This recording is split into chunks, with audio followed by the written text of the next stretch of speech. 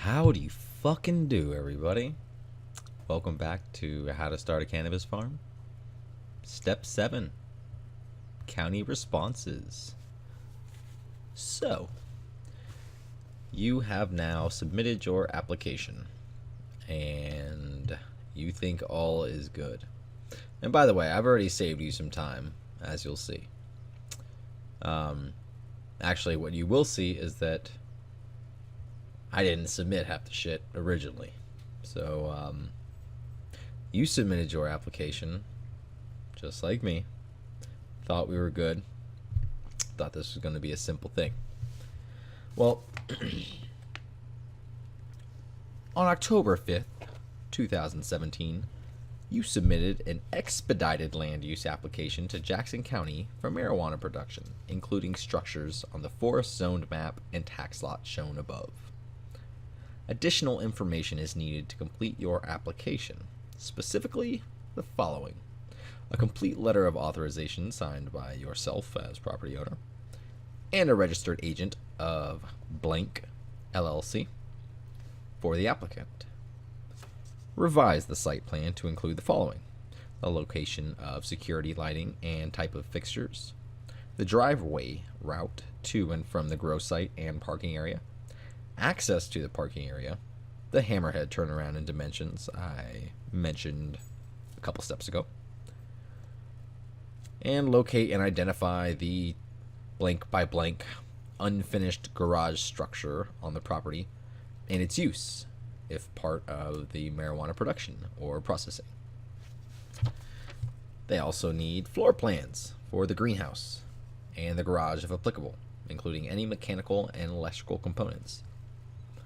A camera coverage plan including elevation drawings of camera mounts and locations. Findings addressing the marijuana production and processing activities.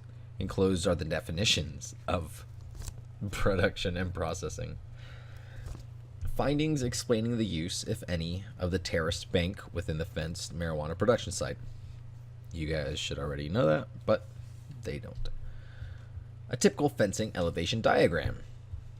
Findings explaining how the letter signed by myself and Mr. Whoever meets the legal standard of a contract, including a finding that identifies the source of water being delivered. Now, mind you, this is the county's response.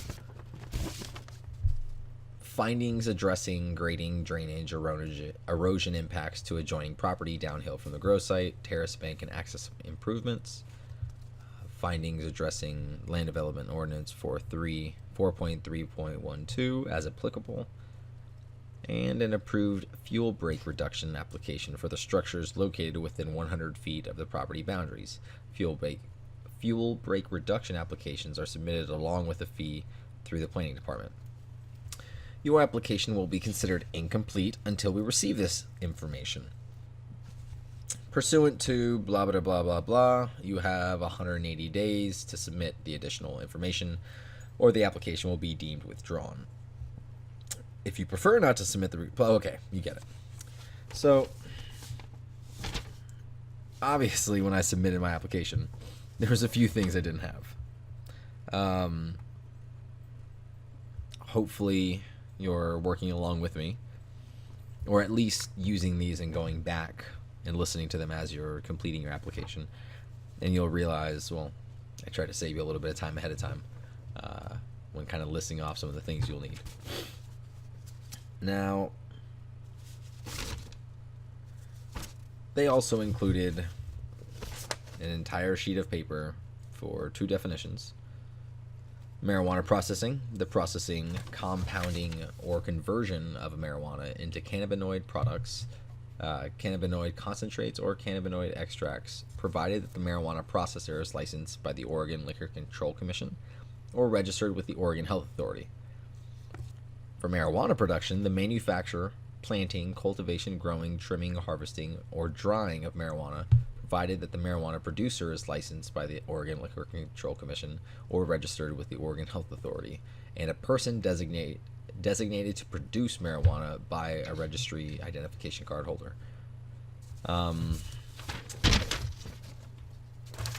They included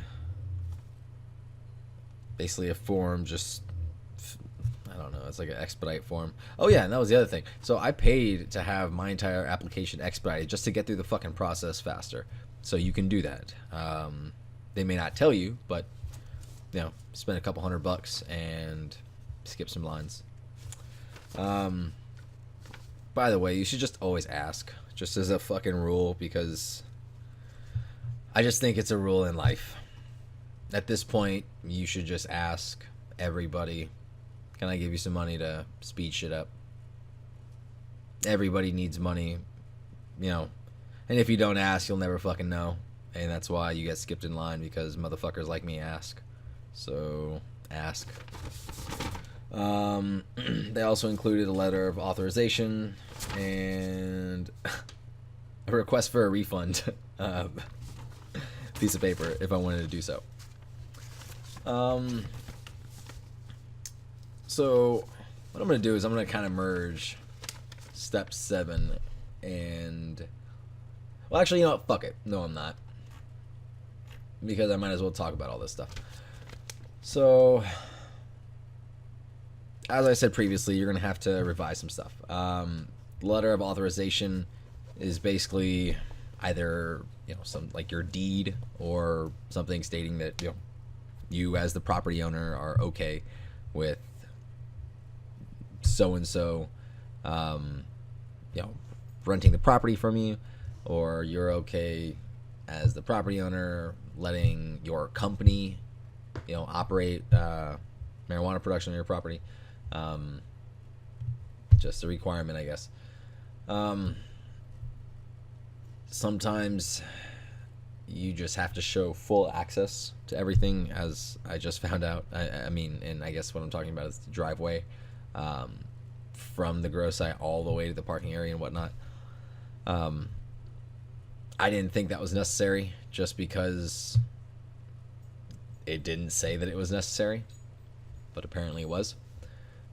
Same thing with the security lighting and fixtures. It didn't say that it was necessary, but I found out it was. The dimensions of the turnarounds, I was not aware that I needed to show that either. Sorry, I got a dog. The structures, that took me by surprise when they were talking about the garage. I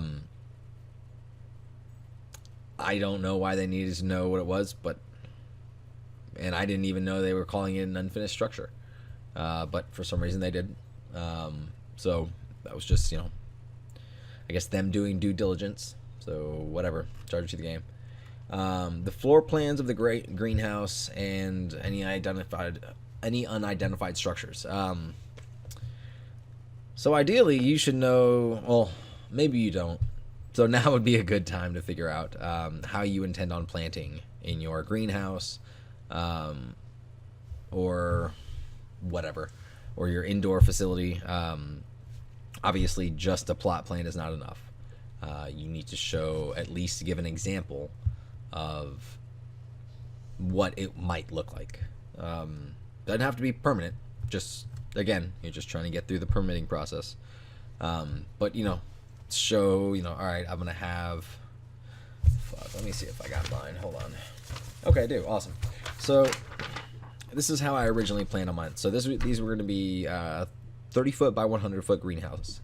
And my floor plan had a 5-foot depth on... let's see. Yeah, okay. So, if you walked into the greenhouse, obviously the greenhouse lengthwise, it'd be 5 feet until you hit the bed, so a 5-foot depth. There would be 2-foot aisles, and I was going to have 90-foot long beds. So it would have, I don't know how to describe it. On a piece of paper, it looks kind of like a door with 4 long rectangles. I did that on, exactly on the same type of engineer paper. And then I guess actually something I didn't talk about, and I should have probably talked about a little bit further, or in the past, on like step whatever, actually step 4 when we're talking about plot plans. The way that I put my I guess the plot plan from the engineer paper onto the computer and all that shit. I mean, I just fucking scanned it, printed it out, and then you know how it kind of looks a little bit shittier. Well, I took that one, scanned it again, printed it out again, looked a little bit shittier, but all the, I guess the grid pattern went away, and only the darker lines, and I just kept doing that until eventually it kind of whited out, and then uploaded that onto Microsoft Publisher, added some text and some fucking arrows. Wasn't aware that I needed a camera coverage plan. I wasn't aware that I needed to tell them that I was aware that they were aware of what cannabis production meant and what processing meant, and that I needed, it doesn't matter, it's all fucking redundant. Wasn't aware that I needed to explain any unused areas. Wasn't aware I needed to talk about drainage and erosion. Wasn't aware of any of that shit. Another thing I wasn't aware of was that I actually had to address the location for the development inset. As in, why did I choose to develop the farm there instead of 2 feet right or 130 feet south? And the fuel break requirements and reductions, yeah, I don't know if I didn't look at my math or what, but at the time I thought I was good to go. Apparently I was a couple feet off. So yeah, but this is what the county does. They take their time, and I can't remember. Oh, let's see.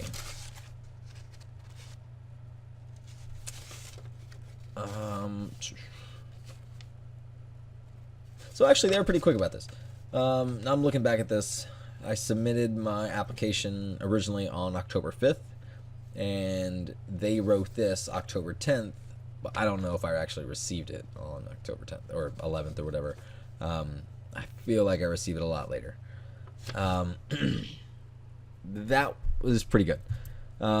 Whenever you're replying, which is what we're going to go into next in step 8,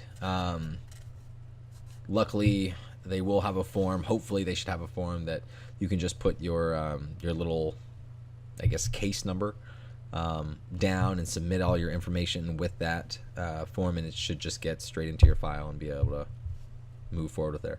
But with that being said, this is another short one, and the end of step 7. Again, step 8, we will be discussing the actual supplemental information, and I'll read off to you my responses to everything so that you can get a better idea of maybe what to say, maybe what not to say, but at the very least give you a cheat code. Thanks for listening to How to Start a Cannabis Farm.